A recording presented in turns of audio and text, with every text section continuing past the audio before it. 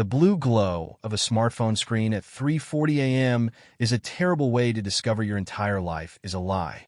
I only woke up because our golden retriever, Buster, needed to go outside, but the sudden, panicked movement next to me made me freeze. Clara, my wife of 7 years, was frantically shoving her phone under her pillow, her breathing shallow and ragged in the dark room. Before she could slide it completely out of sight, the lock screen flashed brightly with a new notification. The text read, "I love you. Can't wait for tomorrow," sent from a contact named Marcus. Clara and I met in college and built what I genuinely believed was an unbreakable foundation. We bought a fixer-upper house in the suburbs of Chicago 3 years ago, poured our savings into modernizing it, and shared a joint bank account where every dollar was tracked. I work as a senior software engineer, which requires long hours, while Clara manages a boutique marketing agency downtown. Our lives were deeply intertwined, built on comfortable routines, Sunday morning coffee runs, and shared dreams of starting a family by the time I turned 34. Everything seemed perfectly normal until about 2 months ago. The change in our relationship dynamic was subtle at first, the kind of shift you easily excuse away. Clara started taking business dinners on Thursday nights, claiming her agency was pitching a major regional healthcare client. She began dressing differently too, trading her usual comfortable cardigans for tailored blazers and expensive perfume that she bought without mentioning it. Whenever I asked how her day was, her answers became brief, structured summaries rather than the enthusiastic, detailed stories she used to tell me. "Just standard corporate grind. Honey, nothing exciting," she would say, immediately changing the subject. I trusted her completely, so I ignored the initial warning signs, chalking her emotional distance up to career stress. We had invested so much into our life together, including a $15,000 vacation to Italy scheduled for next month. Looking back, the stakes were incredibly high because my entire identity was wrapped up in being a good husband and building our future. I never imagined that the woman who held my hand through my father's funeral would look me in the eye and lie so effortlessly. The emotional distance felt like a slow, freezing draft entering our home. After that midnight text message, the suspicion turned into an agonizing weight in my chest that made it impossible to sleep. I started noticing smaller, more calculated clues over the next week that I previously would have missed entirely. Clara changed her phone passcode, a code that had been our anniversary date for years, claiming her IT department mandated stricter security. She also started keeping her phone face down on the kitchen counter, never leaving it unattended even when she went to the bathroom. "Are you expecting an urgent work call?" I asked one evening, trying to sound casual.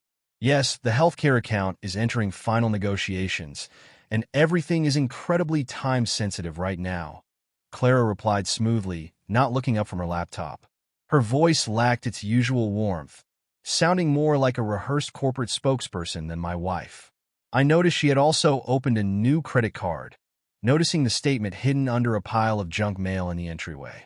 The statement showed multiple charges at upscale restaurants downtown on nights she claimed she was working late at the office, alongside a charge for a luxury boutique hotel.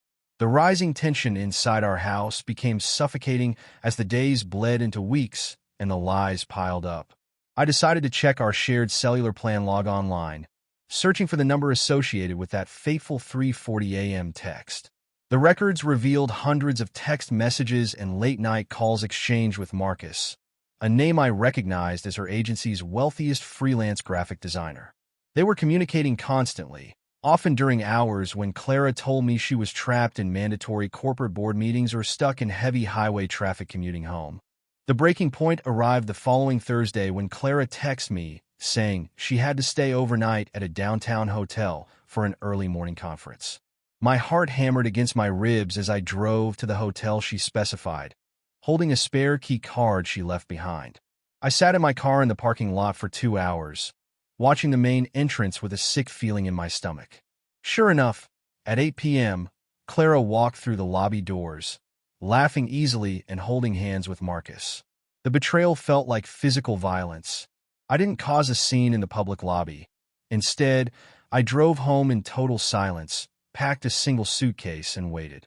When Clara walked through our front door the next morning, smelling faintly of that new perfume, I was sitting at the kitchen island with the printed phone logs spread out. She stopped dead in her tracks, her face instantly losing all its color. "We need to talk about Marcus.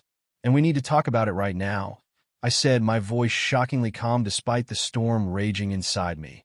Clara immediately went on the defensive, trying to claim it was strictly a professional relationship that I was wildly misinterpreting. "You're acting completely crazy. It's just a stressful project. He's my coworker," she shouted, her voice shaking as she reached for her purse. But when I pointed to the hotel charges, the 3:40 a.m. text message, and the photo I took of them walking hand in hand, her defense crumbled into tears. She confessed they had been seeing each other for 3 months, claiming she felt lonely due to my long engineering hours. Then came the massive twist that I never could have anticipated during the entire confrontation. As Clara wept, she revealed that Marcus wasn't just her lover. They had actually used her agency's accounts to funnel $20,000 of client money into a dummy corporation. She had been cheating on me, but she was also facing an imminent federal embezzlement investigation that would inevitably ruin her career and drain our joint assets. "I messed up everything they found out yesterday," she whispered, realizing her entire double life was collapsing around her all at once. The aftermath was a whirlwind of legal consultations, quiet anger, and intense packing. I realized our marriage was completely unsalvageable, not just because of the infidelity, but because her criminal actions threatened to drag my financial security down with her. I hired an aggressive divorce attorney the very next morning, securing my half of the joint bank account before the authorities could freeze her assets. Clara moved out that weekend, taking a small apartment downtown while her lawyer attempted to negotiate a plea deal with her former marketing agency. The consequences for Clara were swift, severe, and devastatingly public over the next 6 months. She lost her job at the agency, her professional reputation was completely ruined, and she ultimately received 2 years of probation alongside a massive financial restitution order. Marcus vanished the moment the legal trouble started, leaving her to face the consequences alone. I sold our suburban fixer-upper house, splitting the remaining equity as dictated by the court, and moved into a quiet apartment closer to my office downtown, keeping custody of Buster. Walking away from 7 years of marriage was the hardest thing I have ever done, but it saved my sanity. I spent months in therapy, processing the intense feelings of betrayal and learning to trust my own instincts again.